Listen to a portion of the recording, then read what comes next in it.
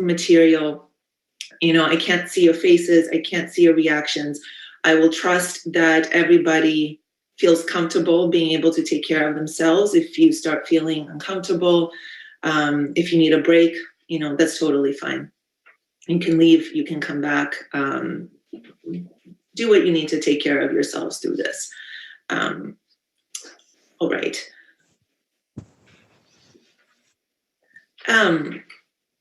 So just a little bit about me and my background to get started. My name is Dr. Anna Kalis. I am a registered psychologist here in Vancouver.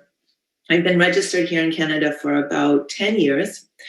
I currently have a private practice where I see a really wide range of clients, kind of ages, presenting problems, histories. But one thing most of my clients seem to have in common is a history of painful childhood experiences, that each of them carries in their own way. So even if it's not the focus of our work, it always seems to provide kind of a bit of a backdrop for me when I try to understand, the current problems. I have been working with trauma for the better part of 20 years. When people ask me how I have done that, why I want to do that, nothing I think encompasses my experience working with trauma better than this quote by Dr. Bruce Perry, one of the pioneers of our field, a child psychiatrist, a real pioneer in the field of trauma and development, kind of trauma and brain development. And so he writes in his book, The Boy Who Was Raised as a Dog, surprisingly, it is often when wandering through the emotional carnage left by the worst of mankind that we often find the best of humanity as well. And I really find this to reflect, I think, my experience of working with survivors of trauma for the last couple of decades. I started out as a study abroad kid in Europe, volunteering with organizations that helped survivors of human trafficking. Got most of my training in the States when I started getting my education for psychology. Most of my training with American soldiers and veterans. Moved to Canada about 10 and a half years ago, worked for about 4 years in Canada with Canadian soldiers, veterans, and RCMP members. And like I said, just continue to find my way working with people who have survived something quite painful in their life. Even though, of course, it's difficult to listen to these stories, I find it incredibly inspiring. And in some of these more, some of these painful kind of dark stories that I have the privilege of hearing, I also find a lot of hope, a lot of inspiration, a lot of motivation, and really feel like my clients teach me about life just as much as I can hopefully help them and teach them. All right, next slide. So what is trauma? I think that's a fair question. I think we tend to use a lot of words kind of interchangeably, right? Pain and trauma and stress. And, there's a real difference in that. And the definition of trauma, kind of inherent to what actually defines a traumatic experience, is exposure to actual or threatened death, serious injury, or sexual violence. And this can include directly experiencing the event, this can include witnessing it, or this can include learning that it's occurred to somebody close to you, right? So adults can experience this in a number of different ways. Combat, assault, a car accident, that is just to name a few. When we talk about trauma in childhood, we also need to consider certain experiences that would threaten a child's sense of safety, sense of routine, and healthy development, right? So this can include the obvious ones like childhood abuse and neglect. Those are the two big ones when we think about childhood trauma. But it can also include, for example, witnessing domestic violence. It can include growing up in a household where one parent has significant mental health challenges or substance abuse issues. And it can also include experiencing significant instability due to parental conflict, separation, or community violence. So these are just a few examples of how kind of certain experiences would threaten a child's integral sense of safety and sense of security. We also know now that there are a few other kind of considerations to include when we think about trauma. One of these is intergenerational trauma, right? We know now that we can pass on our legacies of pain and trauma to future generations. We can pass this on a genetic level, and we can pass these on through our relationships, through our histories, right? Through the way we parent. And so we always kind of want to include that sense as well as children who grow up in chronic poverty or who experience chronic systemic racism, right? These experiences would be considered as kind of adverse childhood experiences as well. So why does this matter? Why, as grown-ups, why are we talking about things that happened years ago, decades ago, depending on how old we are? And a lot of my clients initially tell me when I start asking about early childhood, when I start asking about upbringing, they'll often tell me, what's the point? Why are we talking about this? What does it matter years later? Or they'll kind of laugh at me. It's like the old cliche that everything is mom and dad's fault. And so fair enough, right? A major focus of my clinical work is always how to make meaningful changes in your life. So why do we need to talk about stuff that happened 20, 30 years ago? Why do we need to dwell on the past? And the answer to this kind of largely lies in brain development and how early experiences can shape the blueprint of our brain and can shape kind of how we make sense of the world, other people, and ourselves. So let's go on to the next slide. The brain is one of the most complex, mysterious entities in the entire universe, I think. I wanted to show you this model. This is a mini version of how a brain looks. I have a few versions that I'll be using because I get really excited when I talk about the brain. This one, my 10-year-old son built for me. And so he made me promise to show it to all of you and to tell him that he's the one that built it for us. So this organ, this entity is responsible for every thought that we have, every feeling that we have, any change that happens in our body, any decision that we make, all coming from our friend, the brain. When we are born, so the brain consists of brain cells called neurons. When we are born with 100 billion neurons in our brains.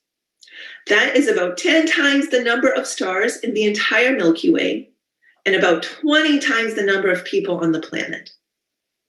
When we are born, we have the most neurons that we will ever have in our entire life. But when we are born, these neurons are largely disconnected. They're kind of free-floating. There's a lot of them, but they don't quite know how to talk to each other yet. As we develop, as we grow, these neurons start communicating with each other through synapses. And certain neurons who fire together, wire together. They become friends. Other neurons join their friend group, and these neurons make up certain networks in our brain. These networks are what are responsible for our thoughts, feelings, and behaviors. Now, the way the brain develops depends on both our genetics and our experiences. So the brain develops in a use-dependent fashion. What that means is that networks that are used over and over and over again will become very strong and will fuse together strongly. And all of this growth, most of this growth happens in about the first decade of life. After that, the neurons that we don't use and the networks that we don't use will prune them out.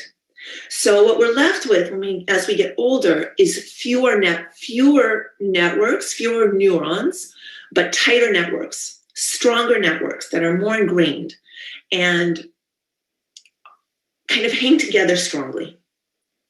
And this is obviously important, right? Because if we have certain repetitive experiences, those will strengthen the networks in our brain that are used to those experiences and will kind of affect how we deal with them and how we expect certain things to go. All right, let's go on to the next slide. I want to spend some time talking about the different parts of the brain, because that is really the only way that we can truly understand how the brain works together and how trauma impacts all these different parts of the brain. Excuse me. So let's start with the brainstem. The brain develops bottom up, which means it develops this part of the brain first, kind of right here in the back. So if this is kind of, I have a third brain now, the fist. If this is kind of your brain, it's this part that develops first. It's called the brainstem.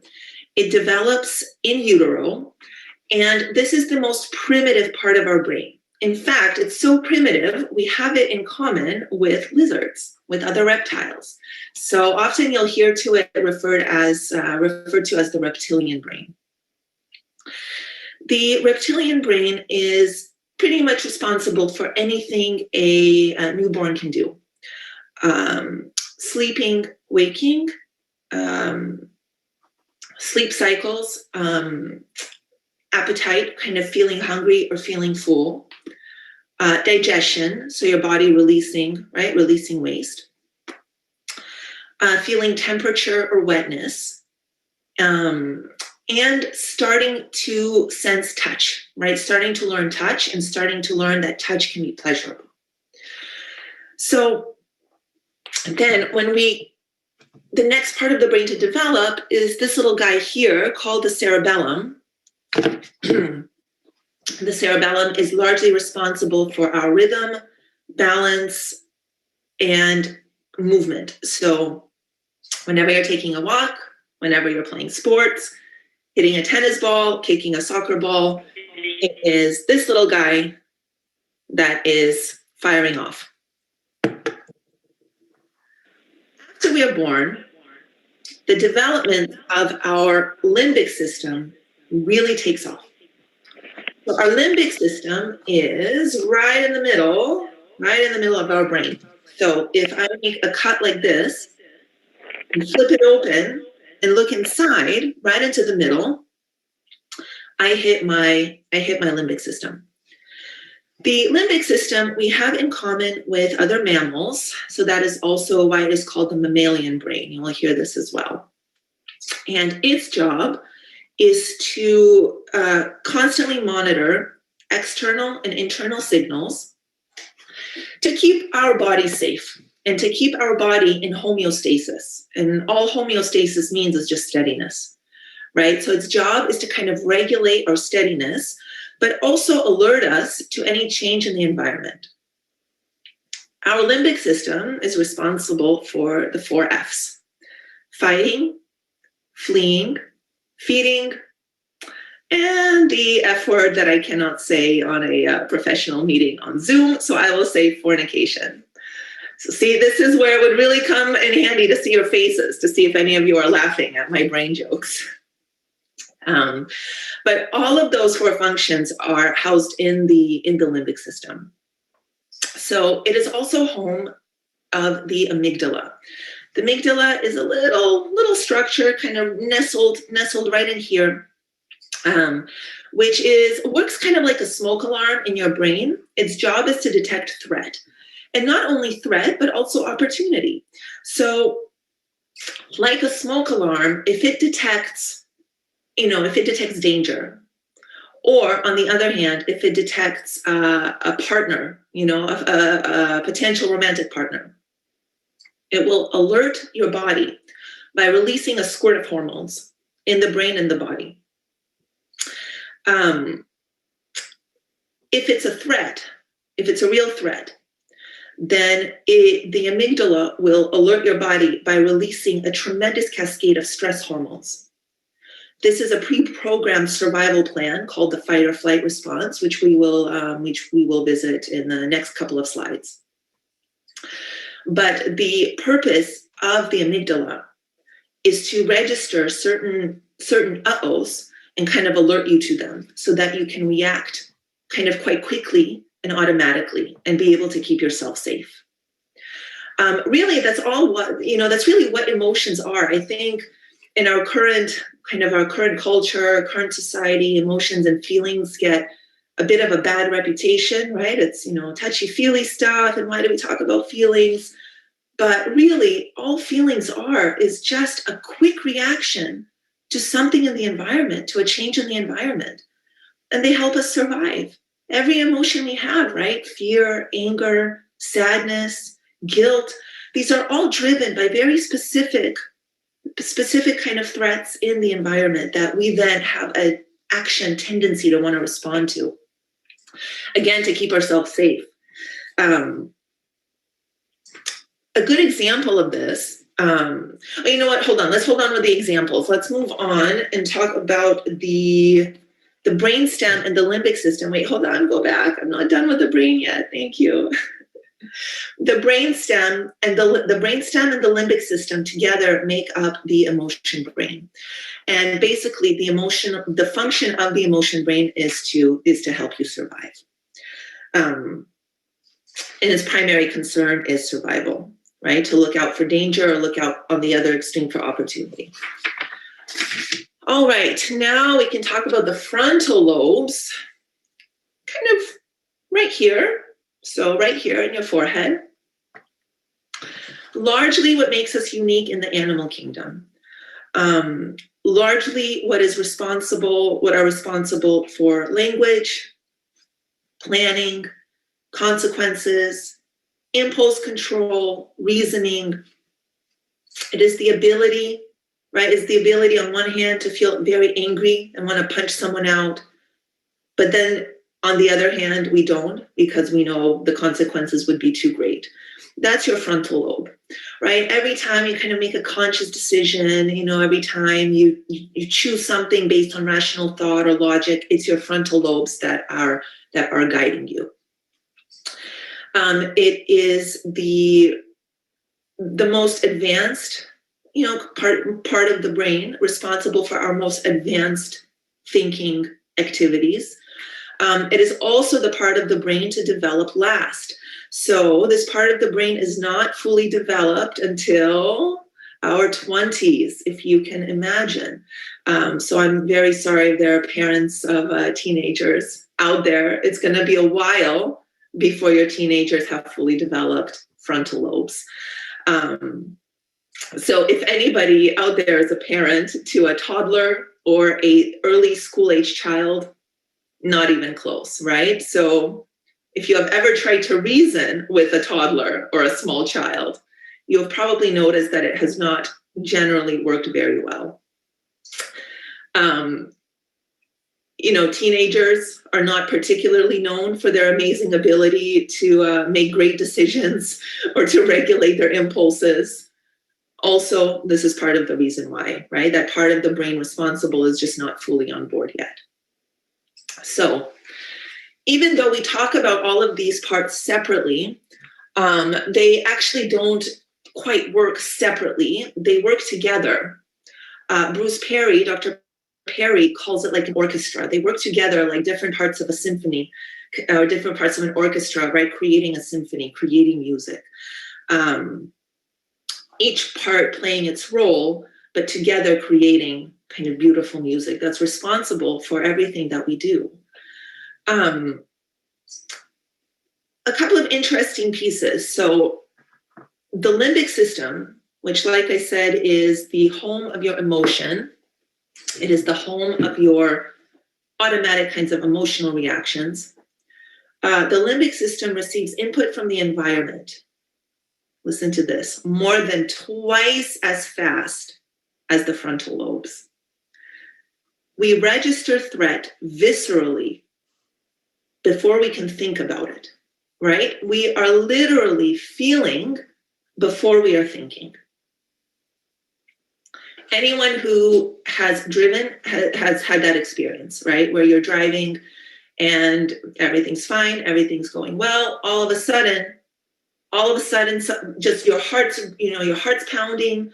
You've slammed on the brakes, right? Before you've even realized it. And then you realize a dog has crossed the street.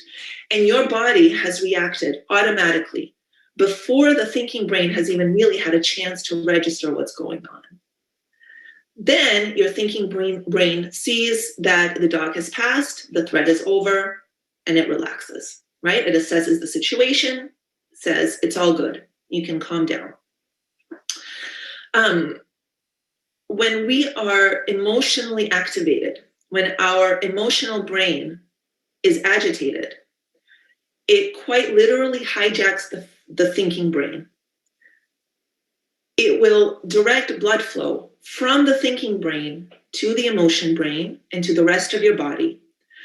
But the more emotional we are, right, the more scared we are, the more the frontal lobes shut down, so that our actions, our movements become almost instinctual, right? We're not thinking about them.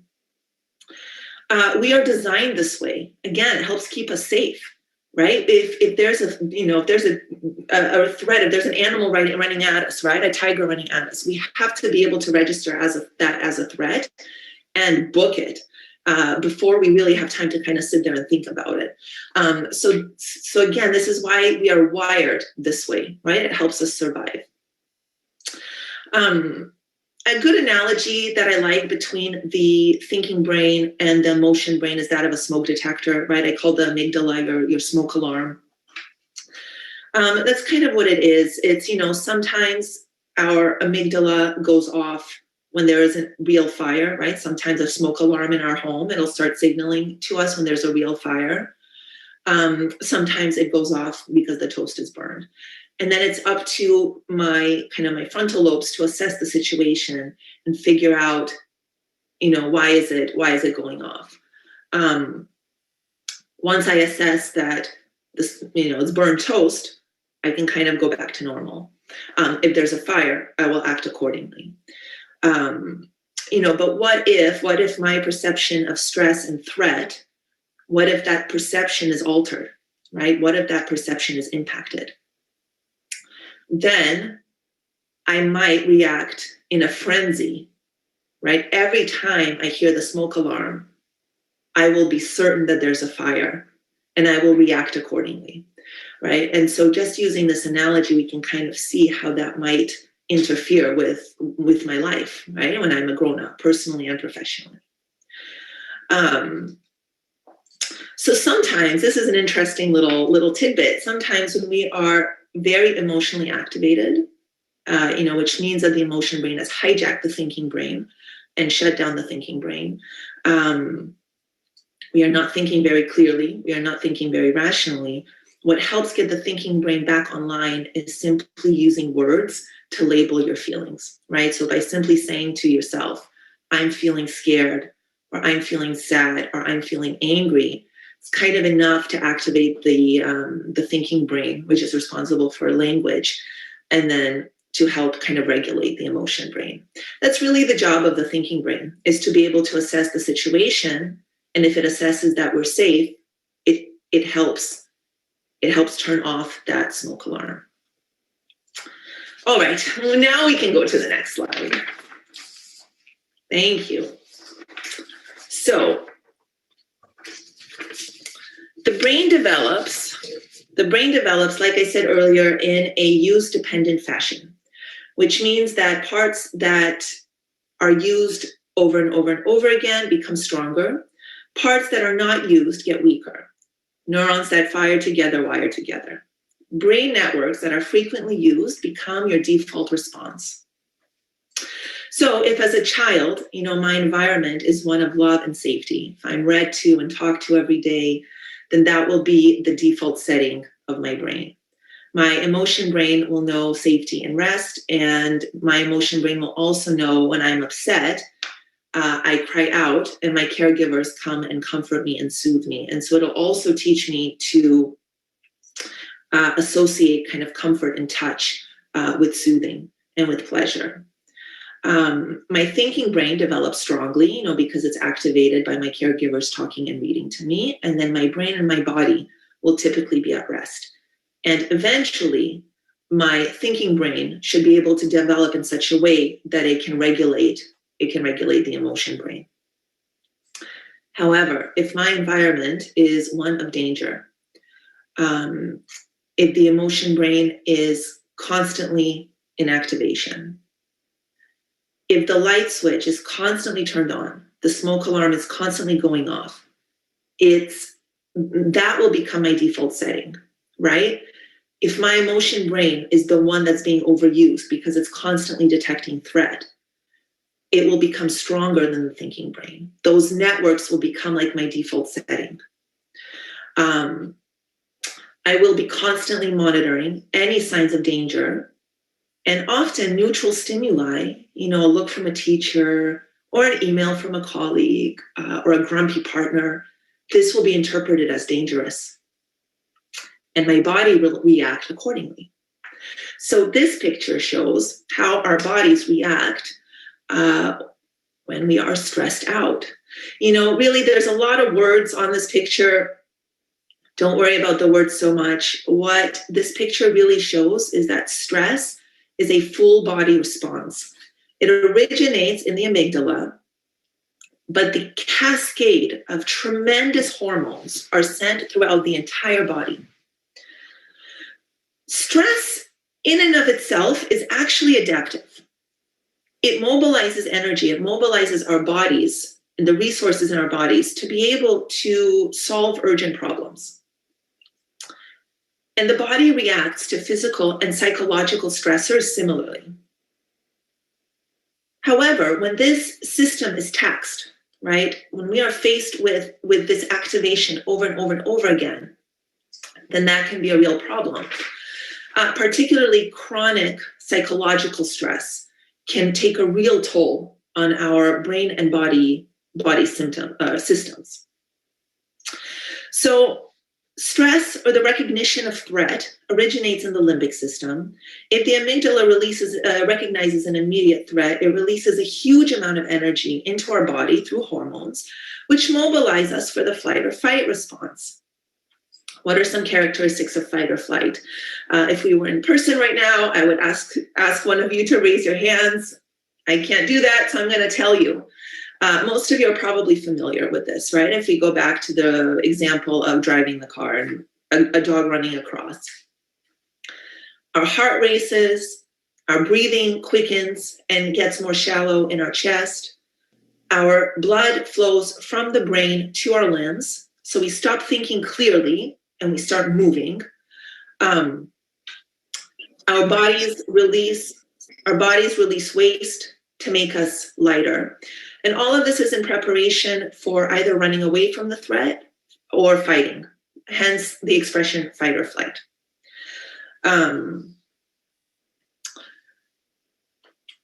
However, if we think back to our definition of trauma,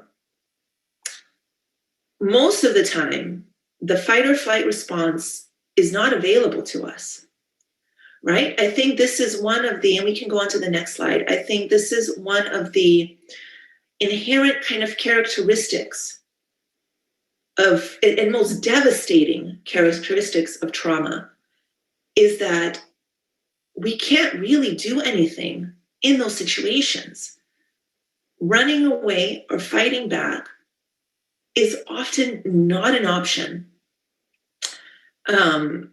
if we are held down, if we are trapped, or if we are little and cannot just go ahead and walk away, right? That means that we have huge amounts of stress hormones circulating throughout the body, huge amounts of energy circulating throughout the body with nowhere for them to go. Often, the most devastating impact of trauma will be the sense of feeling helpless and feeling powerless and feeling like there was nothing that you could do. And actually being able to move, being able to do something is actually a huge predictor of how one will move on from the trauma. But let's go back to this, right? So what happens when fight or flight is not an option? What happens when we have a huge amount of energy circulating through the body with nowhere for it to go? We activate the ultimate emergency response. It originates largely in the brainstem, right? This activation, this emergency response, it's called the freeze response. So it's the most primitive response we have, and it is like the 911 of danger. And what the freeze response does, what the brain does, is it basically floods itself with numbing hormones. It shuts down, it restricts blood, it slows your breathing rate, and it immobilizes you, right? You might feel like your limbs are paralyzed. You might feel like you cannot move. You cannot do anything. You're frozen. A lot of clients describe it as just frozen, but at the same time, they cannot feel any more pain, right? So this is the brain preparing the body for injury. It numbs and freezes you in a way that in the moment is actually very adaptive. I don't know how many of you have heard of dissociation, right? This idea of kind of being able to leave, this idea of like watching something happen to you as if you're watching a movie. This is related highly to the freeze response, right? It's a skill. I call it a skill because it's a really protective skill that a lot of children develop. Again, when they are trapped in a trauma that they cannot do anything about, they cannot make it end, they leave mentally, right? I've had clients tell me that they've gone into a clock before, or they've gone into some imaginary safe world, while the trauma is happening. Again, how adaptive is that, right? It's incredible that we are able to have these ways to protect ourselves in those moments when nothing else, no other power is available to us. Again, right? The kind of what happens is when these responses are used over and over and over and over again, right? Remember, neurons that fire together, wire together, the networks become stronger. And these responses can really become like almost a default way of reacting to any perceived threat. All right, let's change slides.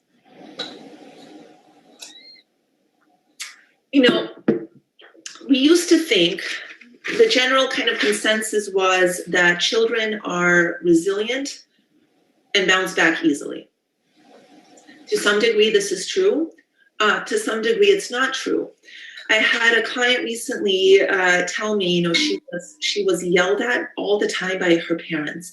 She kind of vacillated between being neglected and left alone for long periods of time, and then being yelled at and berated. And she told me, I don't understand why I get so scared when people are mad at me now. She said, I was yelled at, she said, so much, I should be used to it, right? I should just be able to not care. And unfortunately, it doesn't quite work that way, right? And so we have to kind of take in some considerations when we're talking about the impact on children and how lasting it is or how pervasive it is. One of these is the age at which the trauma occurs. again, this is important because of how the brain develops, right, from the bottom up, and how it develops as we get older. So if the trauma occurs in utero or right after birth, that's when the lizard brain is the most prominent. And so we may see kind of a pervasive impact on sleep, appetite, touch, or digestion. A toddler who experiences painful and repetitive sexual abuse, for example, may have no verbal memories of the event, right? Because they don't have verbal capacity yet. But we'll be able to remember certain fragments, certain sensations, sights, sounds, smells, etc. They likely will not have a chronological or a narrative memory. They'll have kind of snippets that are images or sensations. And then what happens is that we may develop kind of a widespread, pervasive anxiety, widespread repulsion to being touched, or kind of pervasive impacts with relationship and intimacy. An older child, for example, who experiences the same trauma may then develop cue-specific anxiety, and distress will come in waves depending on reminders of the event. So, for example, a child who was sexually abused, let's say 7 years old, 8 years old, 9 years old, they will be able to hold some sense of that memory in a verbal way, right? They'll be able to have a story related to certain images or sounds that they remember. In a child this age, let's say they were abused at nighttime, right? They might develop an anxiety around the dark, or a fear of the dark, a fear of nighttime, right? Because that's a cue that's kind of tied to this horrible thing that happened to them. And then an adolescent with developing frontal lobes may then be able to integrate kind of feelings of guilt and shame with the trauma, with what happened. The nature of trauma, right? Very important.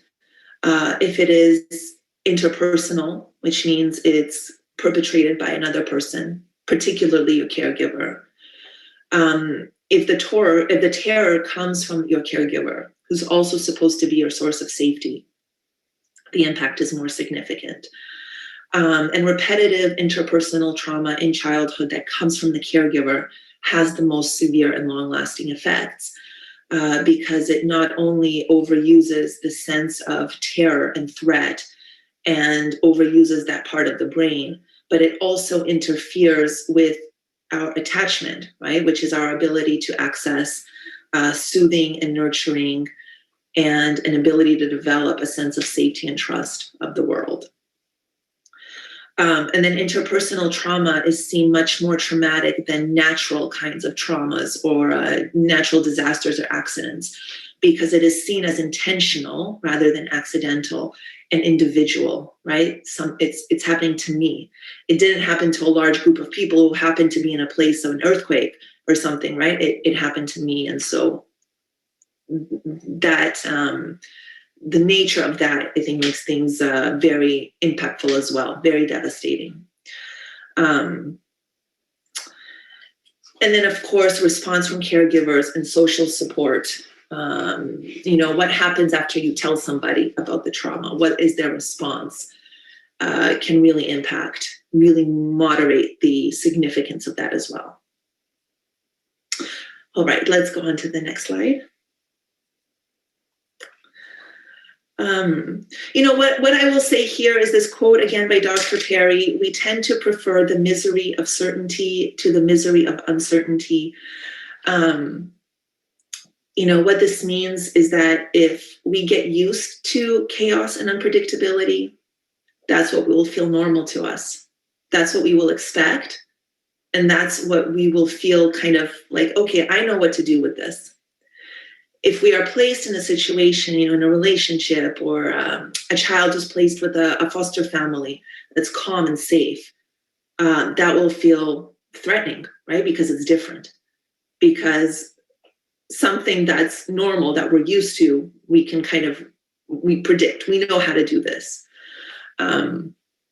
And so that's also an important and a real important kind of piece to keep in mind.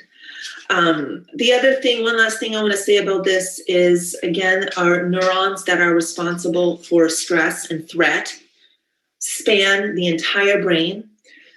If that response is overly activated, persistently activated, again, this becomes our default setting, right? This becomes the response that we're used to and the response that we expect. All right, let's move on to the next one. So we are constantly scanning the environment and creating templates and patterns in our brain through these neural networks. We pay attention to novel things that signify danger or opportunity, and we are able to filter out the routine, right? So we look for patterns, we make associations. These help us make predictions about the world. And then we kind of filter out the stuff that doesn't matter, right? Or the stuff that is part of the routine and deemed as safe. The part of the brain, there's a little structure called the hippocampus. It's kind of nestled right around the limbic system, right around here in the limbic system, which is responsible for memory and memory processes. That's why memory is so highly linked to emotion, right? The more emotional a memory, the more we remember it. I cannot tell you for the life of me what I had for breakfast yesterday, but I can give you a very, very detailed story about my wedding. I can tell you every minute of when my kids were born, right? These kinds of events we hold in our mind more vividly because they are more emotional. And when the emotion brain is activated, together with the thinking brain, we are able to encode these vivid, narrative, chronological memories. Because of the way the trauma works and the way our frontal lobes shut down, traumatic memory is encoded a bit differently. It is not encoded in this integrated kind of chronological sense with the beginning, middle, and end. It is largely encoded in a fragmented, visceral kind of sense because of, because of the shutdown of the frontal lobes. These certain kind of templates and patterns are then also largely encoded outside of the conscious kind of language mind. So for example, if I was constantly kind of yelled at and berated my parents for making mistakes, a template that I will have, again, outside of the conscious language mind, right? But the template I will have about the world and about myself is that I always screw up and get in trouble. So as a grown-up, what do you think will happen if I get an email from my boss asking to talk? Of course, immediately, right? My body will register a felt visceral sense of, I've screwed up and now I'm going to get it. The amygdala will recognize this as a threat and will send my body into fight or flight. All of this before I have any idea what my boss even wants to talk about. My body is now fighting off an invisible threat. Another important piece to remember here is classical conditioning, right? Classical conditioning is also how we learn, how we make sense of the world. We pair certain things that are unrelated, but if they occur next to each other, they become related in our minds. The example of this, any of you have heard of Pavlov's dogs? Russian scientist, behavioral scientist in the last century, in the 1920s or so, realized that if you presented dogs with a bowl of food, they would naturally start salivating.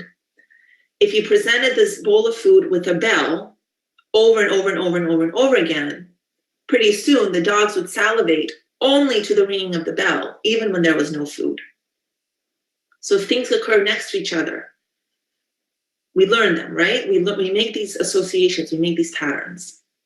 This example of being afraid of the dark, if that's when your trauma happened, right? You're pairing these two things. You're pairing the trauma and the fear with this cue of the dark. And the dark can become a cue for your anxiety, for your fear.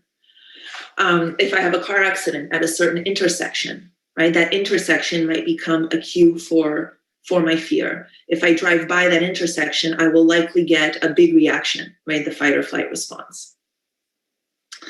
All right, let's go to the next slide.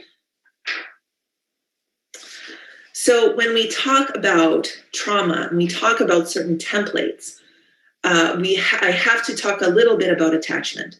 You know, attachment is one of these things that, again, I can probably spend the entire day talking about, but I will do an overview of it for you to help understand in the context of this talk.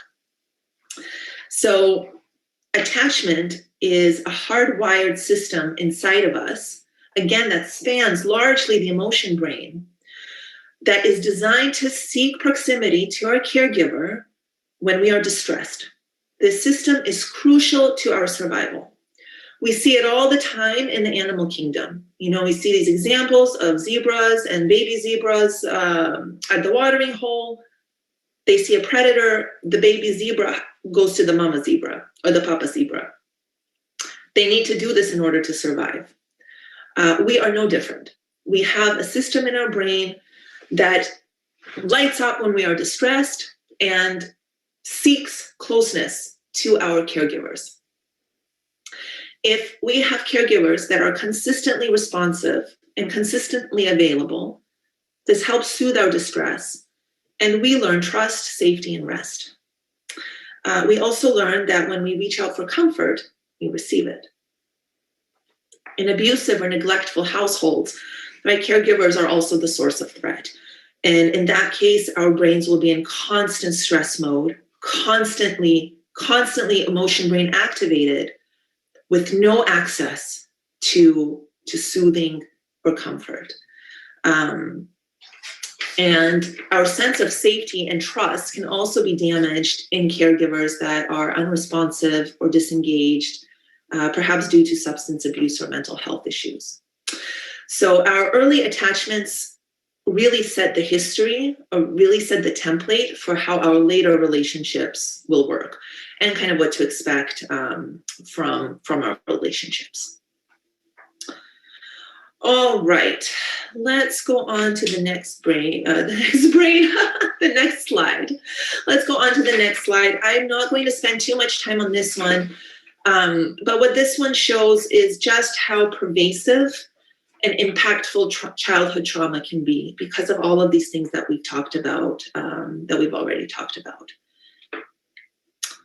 We will be able to, we'll have problems with emotion regulation. We might have issues with impulse control that has to do with the thinking brain, right? The strength of the thinking brain.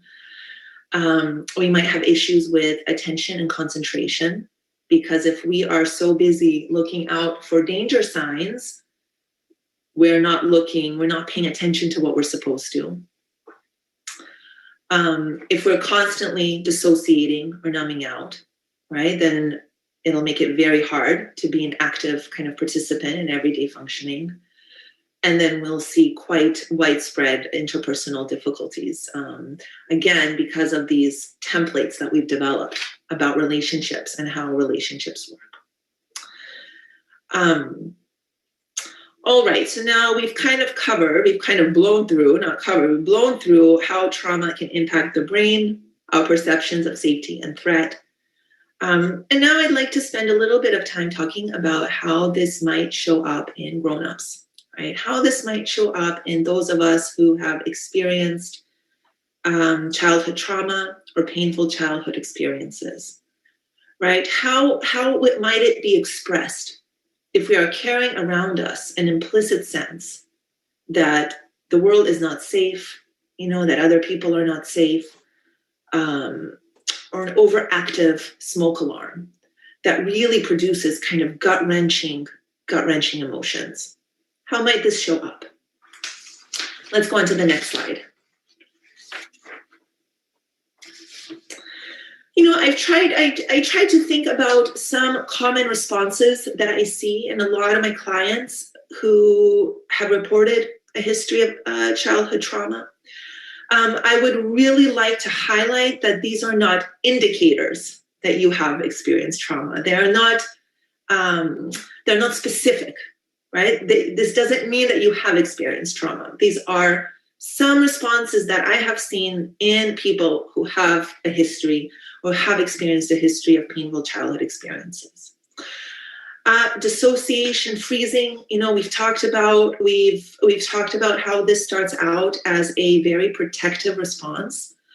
However, if this response is triggered over and over and over again, it will become the go-to response to anything that is perceived as threatening. This can be internal, this can be external as well. External and internal. What this means is that our own sense of emotion, our own sense of feeling can be scary and can be distressing. And our brain can register, if we're starting to feel emotional about something, our brain will register that as a threat and will say, hey, a threat, I know just what to do with this, shut down and numb out. And a lot of my clients will talk about feeling numb all the time, right? Or if they start kind of getting an inkling of emotion, they're able just to turn it off. They're able to shut it down. And this can happen quite quickly and quite automatically. And so as you can imagine, right, this can really get in the way when we are trying to function interpersonally, or professionally, and really need to be able to have access to understanding how we're feeling and understanding how other people are feeling. Related but opposite is hypervigilance, right? So hypervigilance is another one of those learned responses that initially was protective, but now can get in the way. Hypervigilance is when we are constantly monitoring signs of danger. We're constantly monitoring signs of threat. Probably the most clear example of this is soldiers. When they are out in the combat field, they have to be on alert all the time. This can be the difference between life and death. They have to monitor, they have to be able to pick out any sign of danger and react quickly. This could be the difference between dying or surviving. When they come back, however, this response is no longer adaptive, right? It's adaptive in the combat zone, but as they return to civilian world, it's hard to turn that off and can really kind of get in the way of functioning, of proper functioning. I have clients who were significantly abused as kids, physically abused and emotionally abused. And they tell me that they're always trying to predict what the other person is going to do. They are always trying to be one step ahead. They call it like a chess game. So if I say this, like I'm always looking for your reaction. I'm looking for that look or that movement that might signify danger. And the irony is that because we are so busy searching for danger signs, we actually have trouble paying attention to what is happening around us. If our smoke alarm is on all the time, how do we know when there is an actual fire? And so, all right, so that's hypervigilance. Shame. I think shame is one of those core emotions that I probably see in 9 out of 10 of my clients. This sense that there is something deeply wrong with me. The sense that there's something broken inside of me. For feeling the way I'm feeling. We talked about how every emotion kind of has an action tendency associated with it, right? We really focused on fear and how that's fight or flight is the response. With shame, the response is really is really to hide. We want to hide. We have this feeling of just wanting to sink into the ground, just wanting to turn away and just kind of don't look at me, don't see me, don't talk to me. This, often comes from a feeling of self-blame, a feeling of somehow I got what I deserved. Somehow it's my fault. A lot of my clients feel a lot of shame for the freeze response. for having the freeze response during their trauma and not doing anything about it, not realizing that this was their body surviving. This was the ultimate, their freeze response is the ultimate fight back. It's the ultimate will to live and survive. And yet we tend to have a lot of self-blame, a lot of shame around that response. This idea of shame, this will often become a kind of a central theme in therapy, a central issue. And it's often the underlying emotion in so many of our struggles, right? It's the emotional experience of shame is so isolating. And then because of how it makes us just want to turn inward and turn away, it also really interferes with us seeking the love and support that we really need to help us get through these challenging times. Anger. Right? Lots of my clients will tell me that they get angry like this. They don't know why. They go from 0 to 100 in a second. And it can be anything, right? It can be any kind of perceived slight, perceived threat. It could be a change in a routine. It could be anything that just, boom, they're angry before they can think about it, right? They're feeling way before they're thinking about it. Anger is a very powerful emotion, right? It activates the entire body to attack, to approach. It tightens up our shoulders and our neck. It makes our face look scary and mean. And it's much safer sometimes to feel angry than it is to feel sad or ashamed or vulnerable. And so anger is also one of those responses that we spend a lot of time talking in therapy about. Addiction, again, not an indicator that you have experienced trauma, but a very common response in grown-ups. Addiction we can probably put as a subcategory under a lot of these, right? Under shame, under anger, under hypervigilance, where the distress of feeling, the distress of the memories, and the distress of the pain is so much that we turn to substances to numb out. And then what we recently have discovered is that there's a very strong relationship between childhood trauma and physical problems, fibromyalgia, migraines, heart disease, autoimmune disorders, etc. So a lot of my clients with significant trauma history, that's how they find me initially, is to deal with some sort of bodily issues, right? Some sort of chronic pain or chronic fatigue or something. And so I think we're realizing now more than ever that our body really kind of holds a lot of these blueprints, right? If our brain is kind of the history of our life and holds these blueprints of our life, our body holds the marks of them, right? Again, the constant stress, the constant hormones, it takes a toll on us physically. All right, let's go on to the next slide. So a few words about how this might impact certain roles that I have.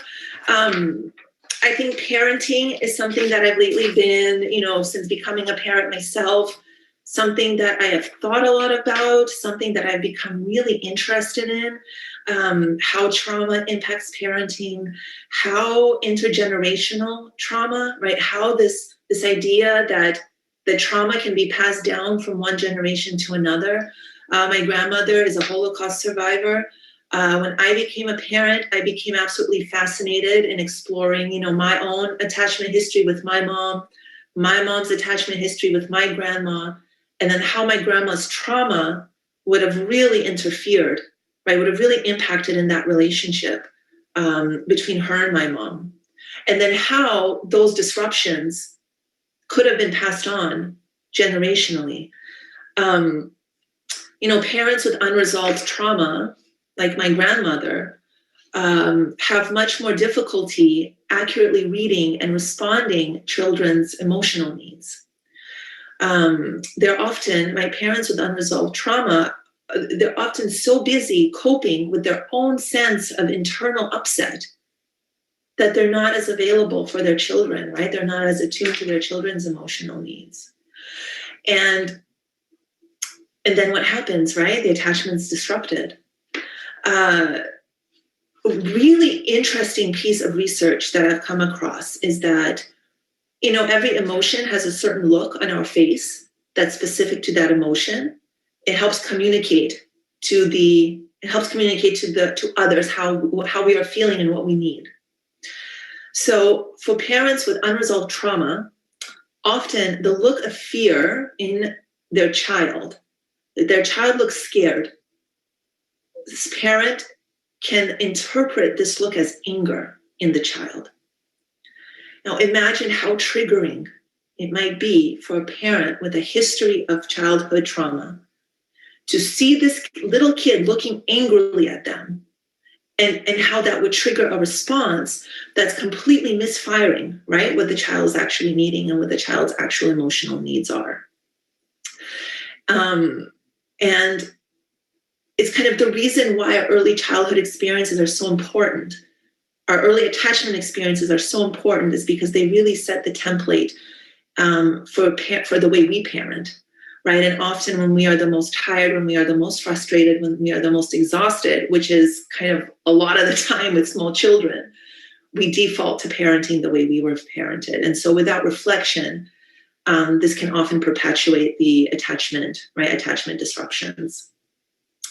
I do want to add in something for all you parents out there who are freaking out right now. There is no such thing as a perfect parent. Please remember that. We're not talking about the one-off, right? That you've misread your child or raised your voice. We are talking about the pattern of responses, right? We're talking about the overall pattern.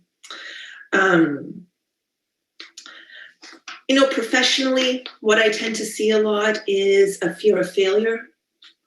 We tend to see a lot in relationships, a fear of rejection.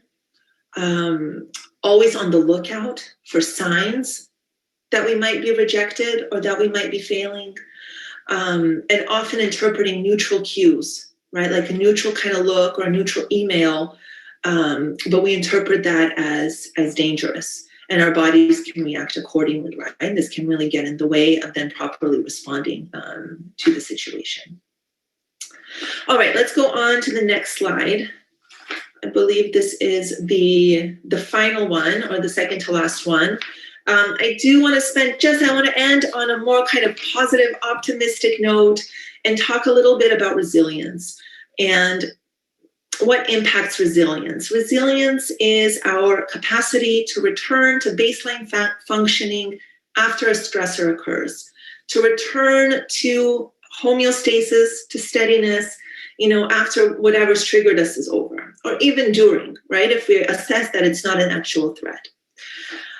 Resilience is not something we are born with. It is a skill that we can develop. It is a skill that certain things in our life and in our lifestyle can help strengthen. One of these things is routine, consistency, and predictability. If we can create a life where we can kind of predict what's coming next, it helps us feel safe, right? It helps us feel more in control. This includes a self-care routine. Self-care routine, by that, I mainly, when I talk with my clients, mainly refer to sleeping, healthy sleeping pattern, healthy diet, and regular exercise.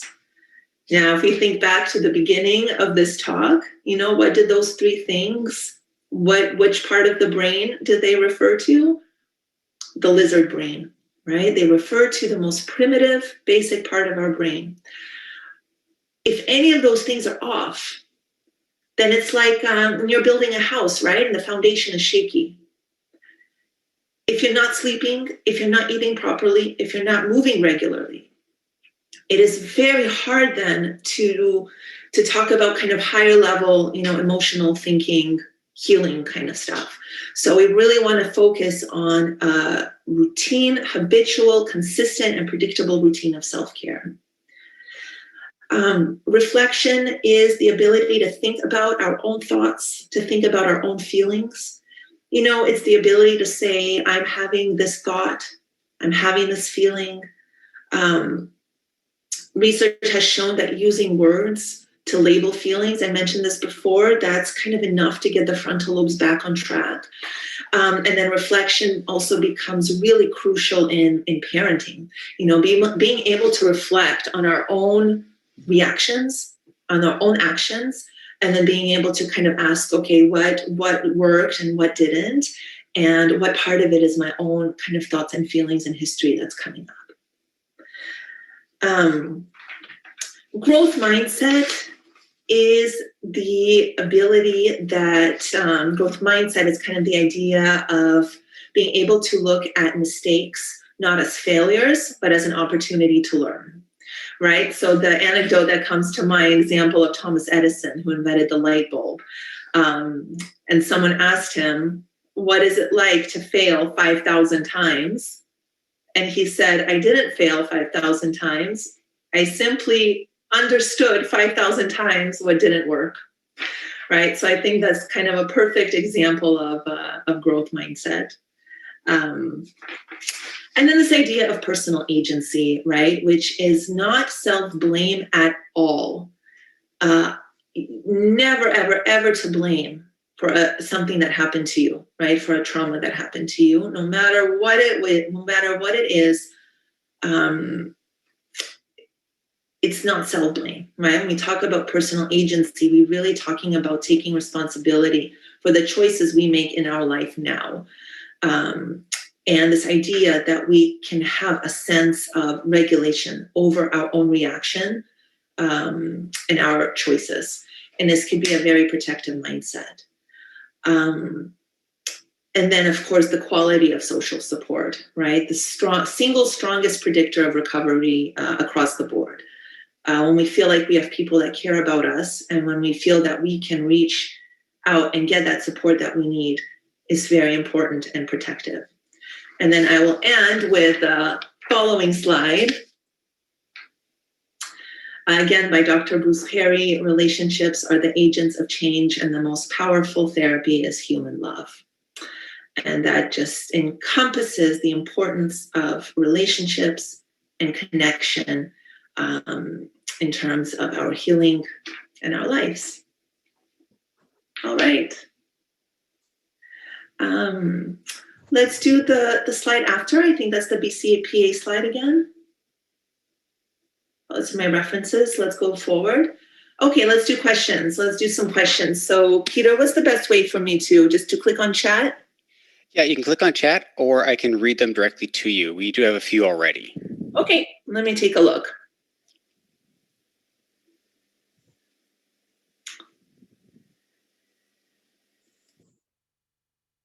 Let me see if I can start from the beginning.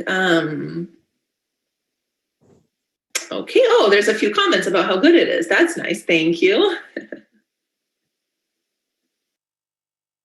Oh, here's a question. So it's kind of like someone playing with a light switch that you mentioned earlier.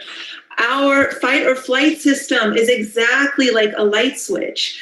Hold on, I'm gonna scooch over and show you what I mean. So we are designed to be at rest with the light switch turned off until it's turned on by a threat.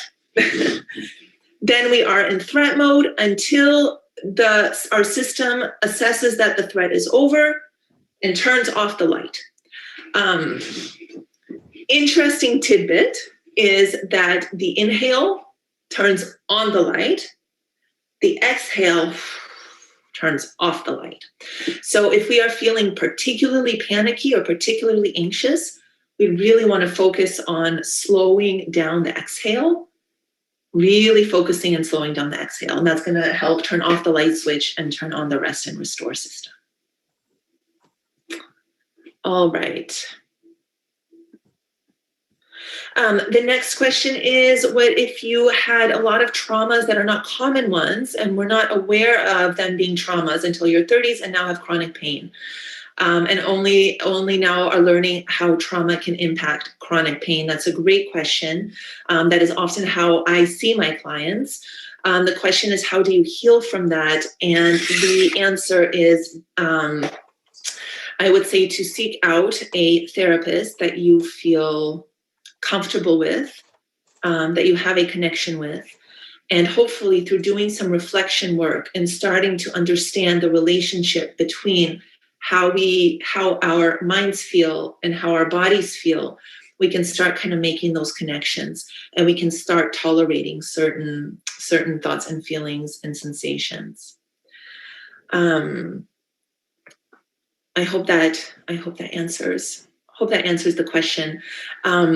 There's also some new kind of really out of the box research on the importance of movement and healing kinds of rhythmic kinds of breathing movements that can also help soothe the emotion brain, and just help kind of bring it to rest. So rhythmic activities that involve breath, yoga, or even just kind of hitting a ball against the wall. And breath work. A lot of what I do in my sessions is a lot of breath work, a lot of kind of mindful body awareness work. Are there any connections between childhood trauma and choice of career that you're aware of? Wow, what an interesting question. I don't actually know a lot of research about that. I know lots of psychologists and counselors tend to have had some pretty painful childhood experiences. So maybe there's something there in choosing that path, but I'm not aware of specific research about that.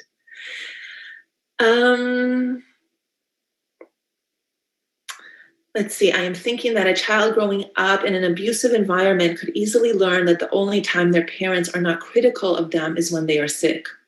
And these children, could this response be their way of getting the love and attention they need? I mean, certainly, right? If children learn that the only time they're getting warmth and comfort from their parents is when they're sick, they can certainly learn that connection, that if I'm not feeling well, I'll